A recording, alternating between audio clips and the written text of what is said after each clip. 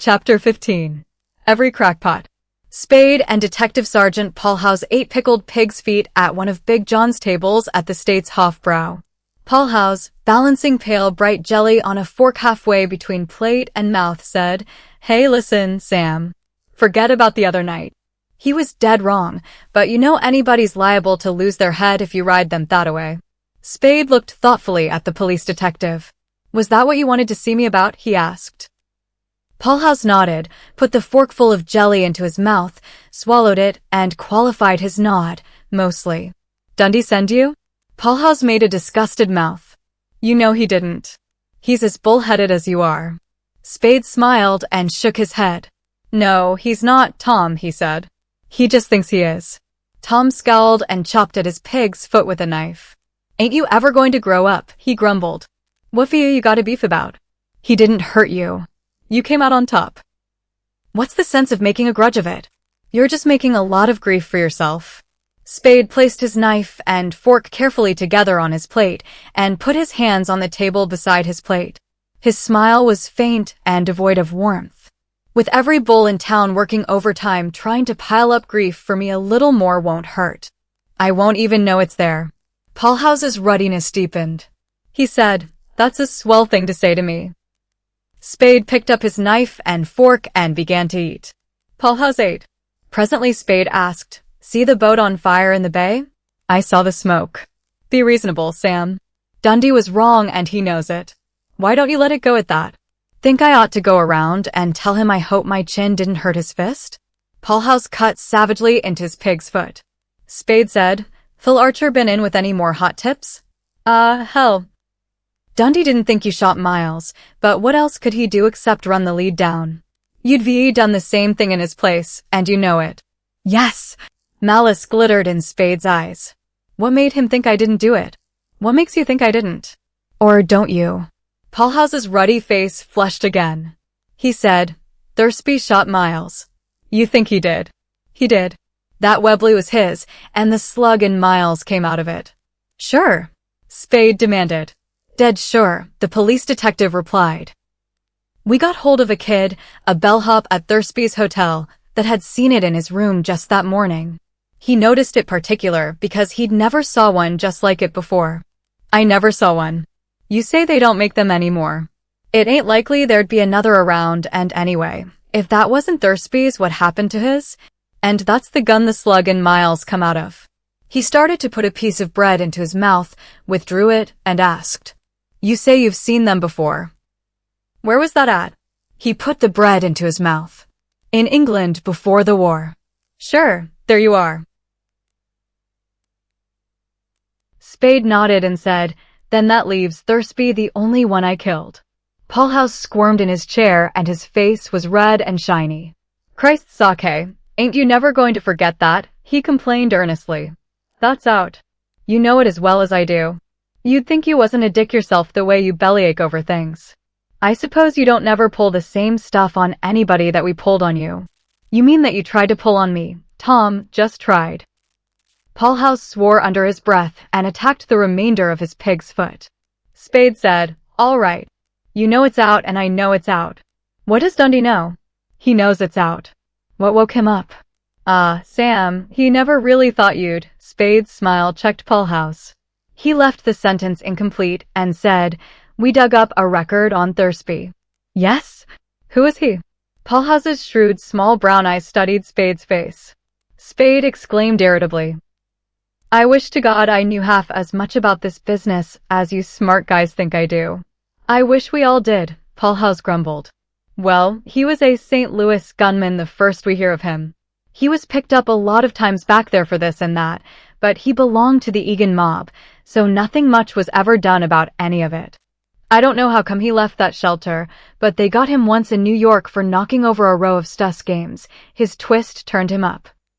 And he was in a year before Fallon got him sprung.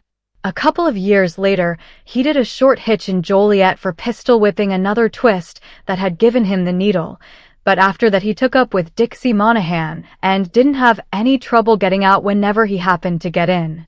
That was when Dixie was almost as big a shot as Nick the Greek in Chicago gambling." This Thursby was Dixie's bodyguard, and he took the run out with him when Dixie got in wrong with the rest of the boys over some debts he couldn't or wouldn't pay off. That was a couple of years back, about the time the Newport Beach Boating Club was shut up. I don't know if Dixie had any part in that. Anyways, this is the first time him or Thursby's been seen since. Dixie's been seen? Spade asked.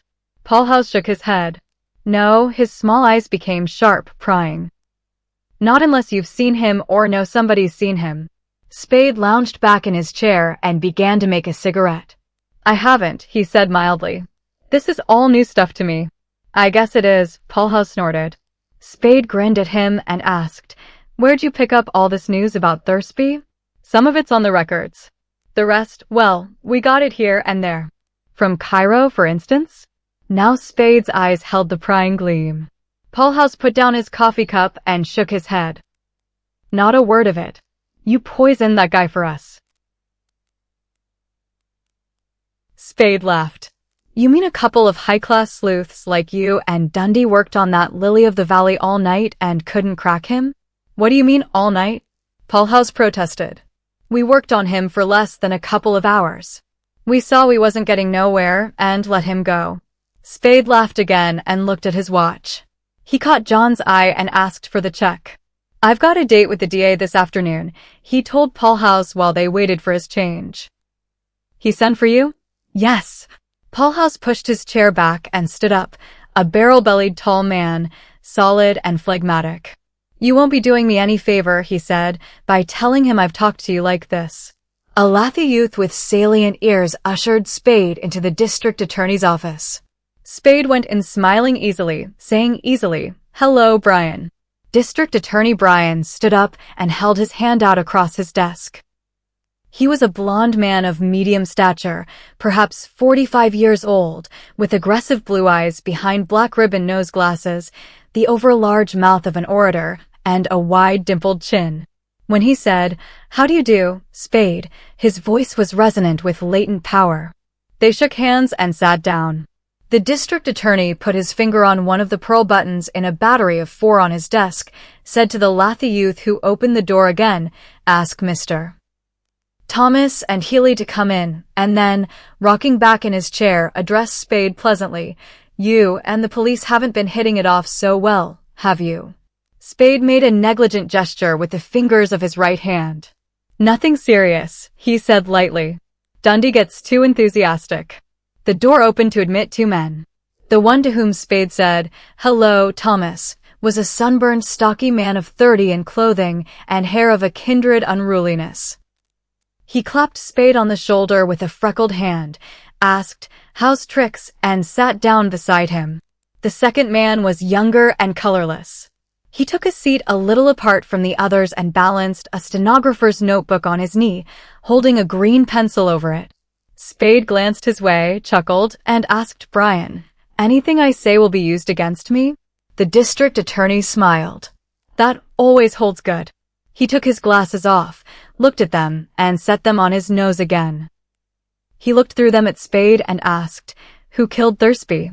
Spade said, I don't know. Brian rubbed his black eyeglass ribbon between thumb and fingers and said knowingly, Perhaps you don't, but you certainly could make an excellent guess. Maybe, but I wouldn't. The district attorney raised his eyebrows. I wouldn't, Spade repeated. He was serene. My guess might be excellent, or it might be crummy, but Mrs. Spade didn't raise any children dippy enough to make guesses in front of a district attorney, an assistant district attorney, and a stenographer.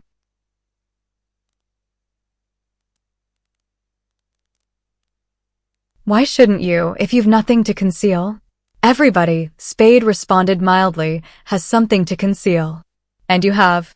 My guess is, for one thing. The district attorney looked down at his desk and then up at Spade. He settled his glasses more firmly on his nose. He said, If you'd prefer not having the stenographer here, we can dismiss him. It was simply as a matter of convenience that I brought him in. I don't mind him a damned bit, Spade replied. I'm willing to have anything I say put down, and I'm willing to sign it. We don't intend asking you to sign anything, Brian assured him. I wish you wouldn't regard this as a formal inquiry at all. And please don't think I've any belief, much less confidence, in those theories the police seem to have formed. No, not a particle. Spade sighed and crossed his legs. I'm glad of that. He felt in his pockets for tobacco and papers. What's your theory? Brian leaned forward in his chair and his eyes were hard and shiny as the lenses over them. Tell me who Archer was shadowing Thursby for, and I'll tell you who killed Thursby. Spade's laugh was brief and scornful. You're as wrong as Dundee, he said. Don't misunderstand me, Spade, Brian said, knocking on the desk with his knuckles. I don't say your client killed Thursby or had him killed, but I do say that, knowing who your client is, or was, I'll mighty soon know who killed Thursby. Spade lighted his cigarette, removed it from his lips, emptied his lungs of smoke, and spoke as if puzzled. I don't exactly get that. You don't? Then suppose I put it this way. Where is Dixie Monahan? Spade's face retained its puzzled look. Putting it that way doesn't help much, he said. I still don't get it. The district attorney took his glasses off and shook them for emphasis. He said, We know Thursby was Monahan's bodyguard and went with him when Monahan found it wise to vanish from Chicago. We know Monahan welched on something like $200,000 worth of bets when he vanished. We don't know, not yet, who his creditors were. He put the glasses on again and smiled grimly. But we all know what's likely to happen to a gambler who welshes, and to his bodyguard, when his creditors find him. It's happened before. Spade ran his tongue over his lips and pulled his lips back over his teeth in an ugly grin. His eyes glittered under pulled-down brows. His reddening neck bulged over the rim of his collar. His voice was low and hoarse and passionate. Well, what do you think? Did I kill him for his creditors? Or just find him and let them do their own killing? No, the district attorney protested. You misunderstand me. I hope to Christ I do, Spade said. He didn't mean that, Thomas said. Then what did he mean? Brian waved a hand. I only mean that you might have been involved in it without knowing what it was. That could. I see, Spade sneered. You don't think I'm naughty. You just think I'm dumb. Nonsense, Brian insisted. Suppose someone came to you and engaged you to find Monahan, telling you they had reasons for thinking he was in the city. The someone might give you a completely false story. Any one of a dozen or more would do, or might say he was a debtor who had run away, without giving you any of the details. How could you tell what was behind it? How would you know it wasn't an ordinary piece of detective work? And under those circumstances, you certainly couldn't be held responsible for your part in it unless his voice sank to a more impressive key and his words came out spaced and distinct. You made yourself an accomplice by concealing your knowledge of the murderer's identity or information that would lead to his apprehension. Anger was leaving Spade's face. No anger remained in his voice when he asked, That's what you meant? Precisely. All right. Then there's no hard feelings. But you're wrong. Prove it. Spade shook his head. I can't prove it to you now. I can tell you. Then tell me. Nobody ever hired me to do anything about Dixie Monahan. Brian and Thomas exchanged glances. Brian's eyes came back to Spade and he said, But by your own admission, somebody did hire you to do something about his bodyguard Thursby. Yes, about his ex-bodyguard Thursby. Ex. Yes, ex. You know that Thursby was no longer associated with Monahan? You know that positively? Spade stretched out his hand and dropped the stub of his cigarette into an ashtray on the desk. He spoke carelessly. I don't know anything positively except that my client wasn't interested in Monahan, had never been interested in Monahan. I heard that Thursby took Monahan out to the Orient and lost him. Again the district attorney and his assistant exchanged glances. Thomas, in a tone whose matter-of-factness did not quite hide excitement, said, That opens another angle. Monahan's friends could have knocked Thursby off for ditching Monahan. Dead gamblers don't have any friends, Spade said. It opens up two new lines, Brian said. He leaned back and stared at the ceiling for several seconds, then sat upright quickly. His orator's face was alight. It narrows down to three things. Number one, Thursby was killed by the gamblers Monahan had welched on in Chicago. Not knowing Thursby had sloughed Monahan, or not believing it. They killed him because he had been Monahan's associate, or to get him out of the way so they could get to Monahan, or because he had refused to lead them to Monahan. Number 2, he was killed by friends of Monahan. Or number 3, he sold Monahan out to his enemies and then fell out with them, and they killed him. Or number 4, Spade suggested with a cheerful smile, he died of old age. You folks aren't serious, are you? The two men stared at Spade, but neither of them spoke. Spade turned his smile from one to the other of them and shook his head in mock pity. You've got Arnold Rothstein on the brain, he said. Brian smacked the back of his left hand down into the palm of his right. In one of those 3 categories lies the solution. The power in his voice was no longer latent. His right hand, a fist except for protruding forefinger, went up and then down to stop with a jerk when the finger was leveled at Spade's chest. And you can give us the information that will enable us to determine the category. Spade said yes, very lazily. His face was somber. He touched his lower lip with a finger, looked at the finger, and then scratched the back of his neck with it. Little irritable lines had appeared in his forehead. He blew his breath out heavily through his nose, and his voice was an ill-humored growl. You wouldn't want the kind of information I could give you, Brian. You couldn't use it. It'd poop this gambler's revenge scenario for you. Brian sat up straight and squared his shoulders. His voice was stern without blustering. You are not the judge of that. Right or wrong, I am nonetheless the district attorney. Spade's lifted lip showed his eye tooth. I thought this was an informal talk. I am a sworn officer of the law 24 hours a day, Brian said, and neither formality nor informality justifies your withholding from me evidence of crime, except, of course, he nodded meaningly, on certain constitutional grounds. You mean if it might incriminate me? Spade asked. His voice was placid, almost amused, but his face was not. Well, I've got better grounds than that, or grounds that suit me better. My clients are entitled to a decent amount of secrecy. Maybe I can be made to talk to a grand jury or even a coroner's jury, but I haven't been called before either yet, and it's a cinch I'm not going to advertise my client's business until I have to. Then again, you and the police have both accused me of being mixed up in the other night's murders. I've had trouble with both of you before. As far as I can see, my best chance of clearing myself of the trouble you're trying to make for me is by bringing in the murderers, all tied up. And my only chance of ever catching them and tying them up and bringing them in is by keeping away from you and the police, because neither of you show any signs of knowing what in hell it's all about. He rose and turned his head over his shoulder to address the stenographer. Getting this all right, son? Or am I going too fast for you? The stenographer looked at him with startled eyes and replied, No, sir, I'm getting it all right. Good work, Spade said and turned to Brian again. Now if you want to go to the board and tell them I'm obstructing justice and ask them to revoke my license, hop to it.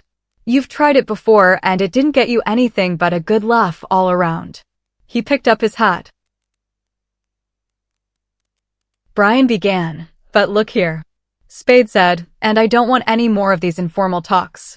I've got nothing to tell you or the police, and I'm goddamn tired of being called things by every crackpot on the city payroll. If you want to see me, pinch me or subpoena me or something, and I'll come down with my lawyer. He put his hat on his head, said, See you at the inquest, maybe, and stalked out.